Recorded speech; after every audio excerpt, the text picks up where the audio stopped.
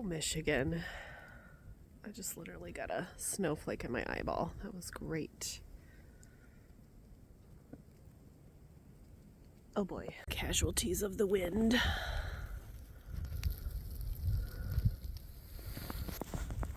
Let's see how everybody's doing in this weather.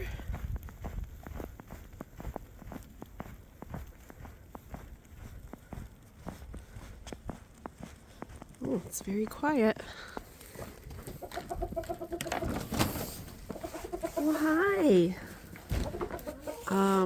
Just take my word for it. You do not want to go out there. I'm being serious. You don't want to go out there. Did you guys like your squash this morning? To roo or not to roo? That may be your question.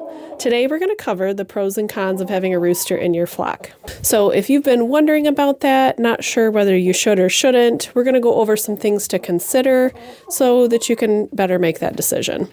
And once again, I'm interrupting bedtime here. So I'll show you a little bit inside the coop as we go along, try to get some shots of the rooster here as well. But you guys have seen our rooster, who's named Texas, in several other videos. First, let's go over the functions of a rooster in a flock, and these are also the pros of having a rooster. The first is flock protection.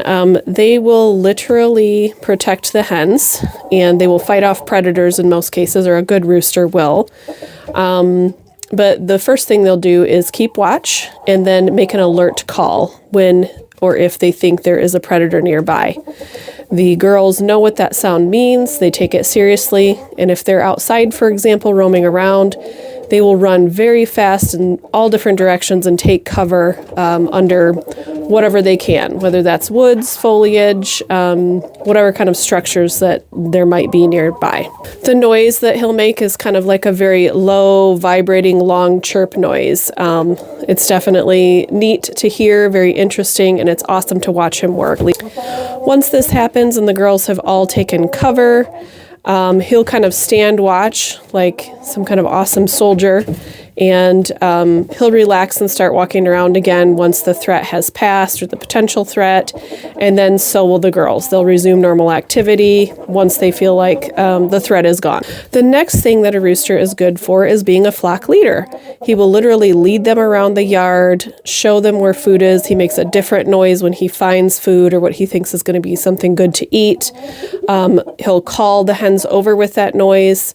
Then he'll kind of stand back most of the time. Some roosters are, they're hungry too, so sometimes they'll eat right along with the hens. But a good rooster will call them over, stand back and be a gentleman and let them eat first, and then he'll eat as it looks like everyone else is finishing up, or he'll find his own little spot to eat. But if scratching around outside, or even if I bring fresh food and treats into the run, he'll call them over, like, hey, there's something new here. He'll let them eat. It's great. They also try to break up fights amongst hens. The pecking order is a thing. This is where we get that expression from. So it's normal for hens to peck at each other a little bit and to a certain point. And usually the pecking, I've noticed tends to happen with whoever's newest to the flock. So you start with some kind of chickens, you add chickens or change out who you've got in your flock over time, and it's always the new kids that get picked on. It can just be a weaker hen, someone that has a weaker personality or weaker somehow physically, and they might peck. So some of that will just happen. If you heard that large thud, that was the rooster. We should really weigh him someday because he's giant. That's why he's named Texas. But anyway, a certain amount of pecking is going to happen, and you and the rooster don't need to do anything about that. But sometimes if it's excessive, the rooster will step in and break that up. So that's nice to have. And then, of course, for breeding purposes, once you have an established flock, he's most likely mating with all of them. So let's say you want to take your eggs in one day, and let's say you got 6 to 10 eggs or however many it is. And you're like, I want to take these inside and incubate them. Awesome. They should be fertilized, and then, you'll have some hatchlings eventually. Or you can also, if a hen has gone broody, which I'm going to cover in another video, you can let her sit on the eggs and hatch them herself. She'll raise them to a point that they're self-sufficient, and then they'll just become, you know, a teenager pullet and grown-up hen, full-grown hen within the flock eventually. Now, some of the cons with the rooster, of course, and probably one of the things you've heard most about if you have started to research chickens or you know anything about it, is, there he is, that roosters can be mean. And this will happen in varying degrees. It's not the same for every rooster. A lot of them, you know, are just extremely mean, and you end up having to get rid of them, remove them from your flock permanently, send them to what is often referred to as freezer camp, because you just can't have an excessively mean rooster. That's a danger to your hens, but it's also a danger to people or pets. You'll hear a lot of stories about their attacking kids. I know a lot of friends that has happened with, attack you, and then cats and dogs, etc. So you don't want an excessively mean rooster, but if you think about it, their job is to be the big bad guy. So there's going to be some of that sometimes. However, you've noticed in all of the videos that I've shot, oh boy, Texas is very calm and comfortable around me. We have had times where he's gotten a little bit out of line, and we've been able to, you know, hit the reset button for his little brain. So that has worked well for us. But that's the thing too, you just don't know what you're going to get with a rooster. And we've even seen it where, like with him, he started out wonderful. As they get older, that testosterone level is supposed to go down, and they are supposed to get more calm and, you know, kind of settle into themselves and be more what we would want them to see in terms of niceness. But with him, he was good for the first year, and then this summer he started kind of acting up a little bit. And we had to put him in his place several times until he remembered that he's not the boss of us, and that we certainly don't want him chasing anyone, giving the impression that he's going to attack, because that just means he will later, or anything like that. So I kind of want you to see more of him and less of me. But if a rooster decides to attack, they have those spurs. Let me see if I can get close and show that to you. I don't want him to have to keep jumping down. But they have those spurs on the sides of their feet and also the claws. I don't know if you can tell from there, but because he's so big, like his little claws are the size of my fingers. And I mean, I don't necessarily have large hands or anything, but I'm just saying, they're bigger, stronger, etc. than what you might think. So those spurs on the sides of the feet there are basically like, you know, pretty long knives, honestly. And then the claws themselves, look at those gnarly fingernails, if you can see that. When they attack, they dig those claws into your skin in order to hold on. And then there's this motion that they do to kind of do this with the spurs. So I have seen, you can go online and find pictures, videos. A friend of mine sent a picture of this having happened to her 2-year-old. Whatever it was, the rooster saw him as a threat, knew that he could take him is the other thing, and thought he'd give it a try. He ended up in freezer camp that night. In that case, he accidentally spurred the kid in the back of the neck, or, I mean, I don't know, that wasn't the rooster's intention, obviously. He spurred the kid in the back of the neck, and so, of course, anywhere like that, there's going to be even more blood than normal. And just, obviously, that's very dangerous, and there's going to certainly be bacteria all over their feet and their spurs, and you don't want that in your body from a stabbing wound, essentially. So these are some things you do want to consider and be careful about. Some tips on that are just you never turn your back on the rooster. Even if he's nice or seems nice, you always, yeah, that's right, buddy. You always keep an eye on him and know where he's at. And then obviously watch his behavior from the get-go, out in the yard, at a distance with the hens. Watch his behavior when people come over, etc. And you do need to handle that if you notice some bad behavior going on. Now, some roosters, if they start to have a little bit of an attitude problem, and they didn't initially, and like with him, we were like, we don't want to have to get rid of him. He's done a great job with all of the other parts of his job as a rooster, and he was very well behaved for a good long while. So like, what's going on? There are some things that you can do to try to train them out of that bad behavior. One of those is holding them down in the submissive position on the ground, and you can look that up. People demonstrate it, but it's basically similar to how he would hold a hen down when he's mating them. But you basically, hold them down by putting some firm but gentle pressure on their back, and then with your other hand, take their head by the back of the neck and kind of point it down to the ground so that the beak is touching the ground. And I think it's like 10 seconds, 20 seconds or something that you hold them there, and then you let them go. You need to do that right after they've attacked, though. So here's the tricky part. Chickens are fast. You go to bend down to pick one up, unless you have one of those cuddly chickens, which does happen, but people have to train their chickens to be like that, and that happens over time, and that's usually just hens. They run away from you. As soon as you start to go towards them, they just run, and they're very fast. They're hard to catch. And especially a rooster that was intent on attacking you or did successfully attack you, they are incredibly fast. They're pretty much run away super fast after they've done it. So that's just another thing. Like, be prepared to catch it and deal with it in the moment, kind of like kids. If you're going to discipline, you got to do it right away after they've done something wrong.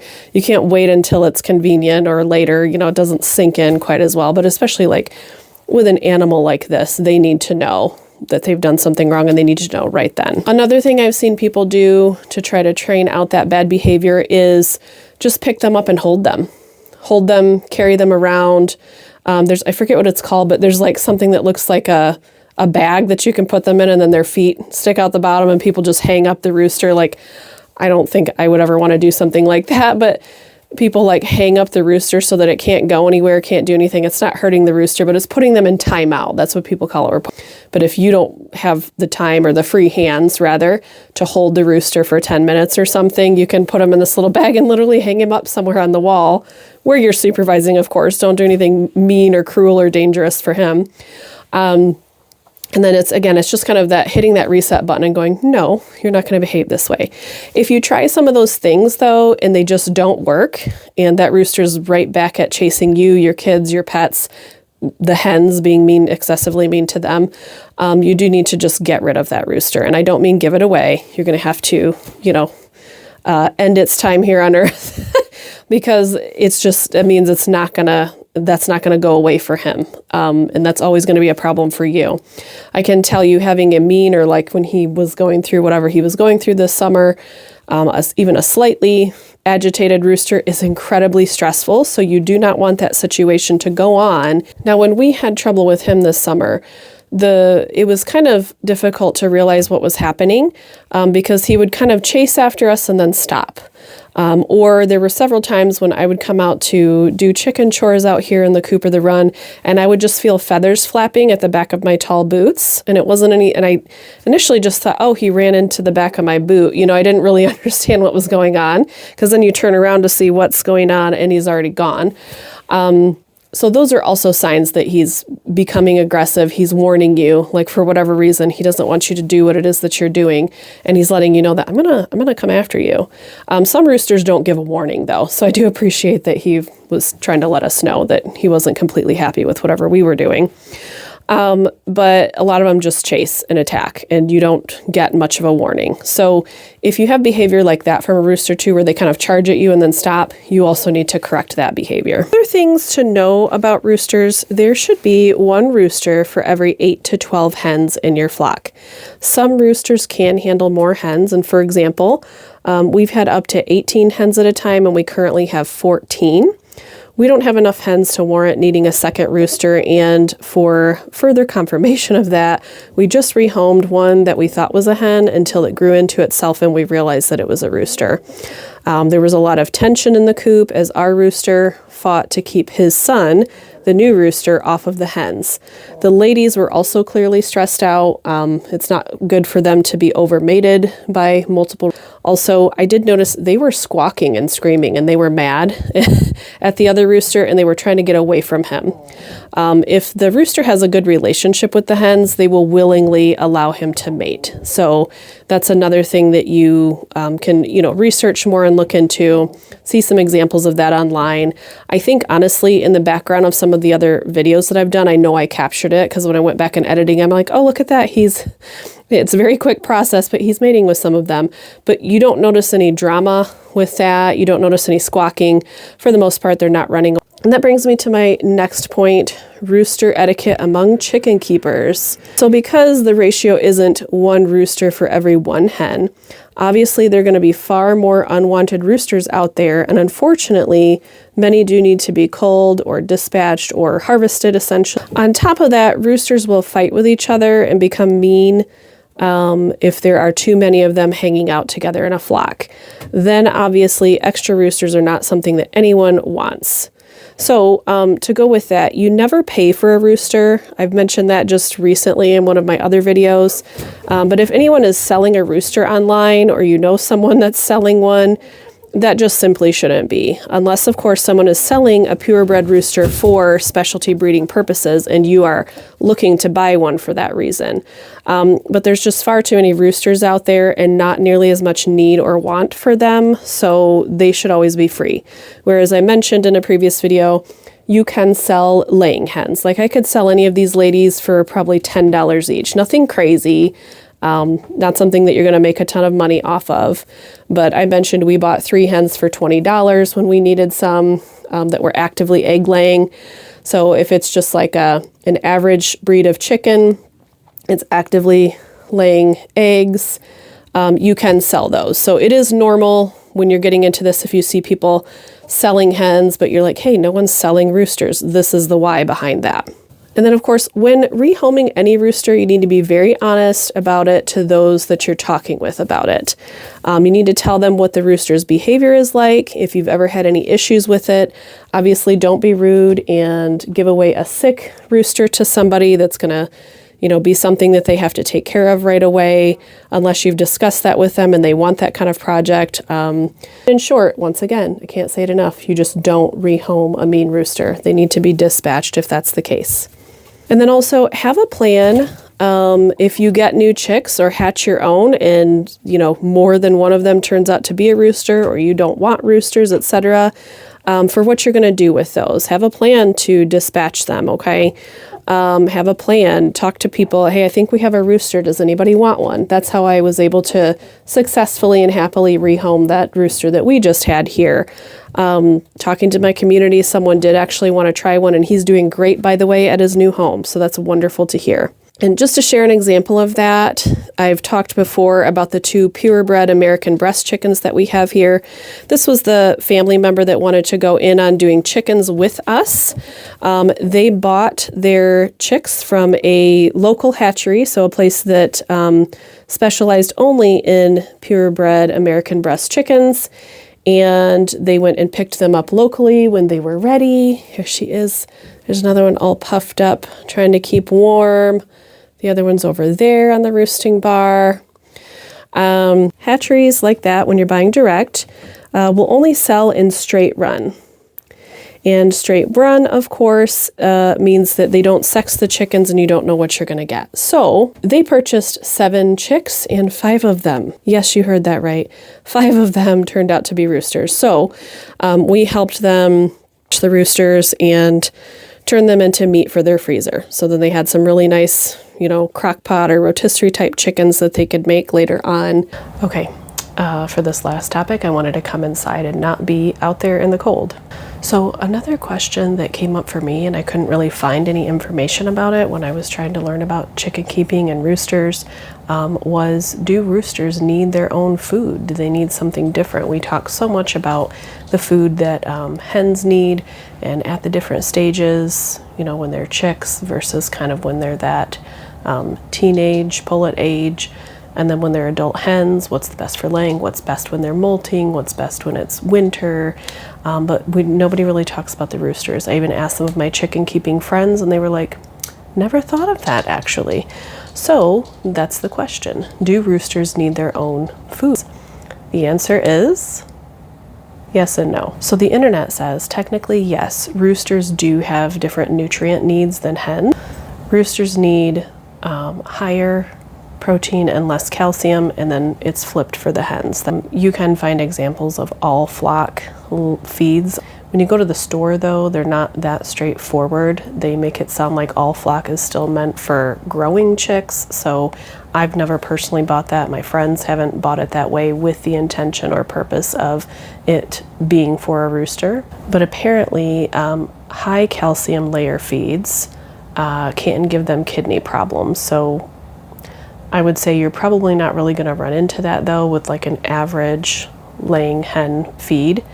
One thing that could be a problem is if you're trying to boost your hen's calcium with those calcium additives, like your feed, if you're doing a well-rounded feed like the examples we talked about in that video, that's already going to have some calcium in it, should have an appropriate amount of calcium, but sometimes there's a need to boost that, right? Like when they're sick or when they're molting or the winter care part of the time. So there's calcium additives, oyster shell, crushed oyster shell, and that sort of thing that you can put in. So that could be a problem if you have a rooster. So that might be a time when that might not be good for a rooster. But here's the thing, back to my friends who've been doing this for at least a decade or more, the fact that I grew up in a rural area, I didn't live on a farm myself, but many of my family members did. A lot of my school friends did. Everyone else that I went to school with did. And not everybody had chickens, but a lot of people did. I was around chickens, even though I wasn't directly taking care of them or benefiting from them. And I've never heard anyone talk about needing different feed for a rooster. Also, if you think about it, there's really no way to do that. A rooster is meant to be with his hens 24/7, around the clock, very close with them. They're absolutely going to be eating the exact same food. There's no way to separate them, or you shouldn't do that just in order to feed the rooster. And then let's say you put out some food for the rooster and then you have a separate kind for the hens. They're going to just be eating out of each other's dishes anyway. They're not going to, be able to be trained or know to do that separately. A rooster is not like a prized bull who's in his own pen until it's time to go join the ladies, obviously. So I would say no, you certainly don't need to buy or have on hand a separate rooster feed.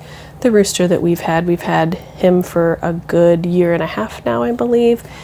He is very healthy, seems to be very happy.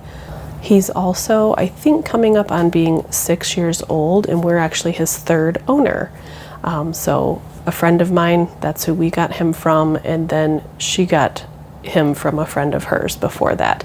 They're folks that, let their hens go broody, and then they just end up with too many chickens, too many roosters, so kind of that stuff we've talked about before, and they needed to pass him on because they had too many other rooster options as well. But he's been a great rooster. He's getting older. He's probably been fed all kinds of different things before we had him, and he's been fine. So I would say not to stress over that. Once again, guys, I want to thank you for visiting the channel today and learning more about, in this case, roosters today. I'm going to be doing one more video to wrap up the series here, and I hope you'll join me for that. And if you could, consider liking, subscribing, and checking out the Buy Me a Coffee link in the description of this video. Thanks, and we'll see you next time.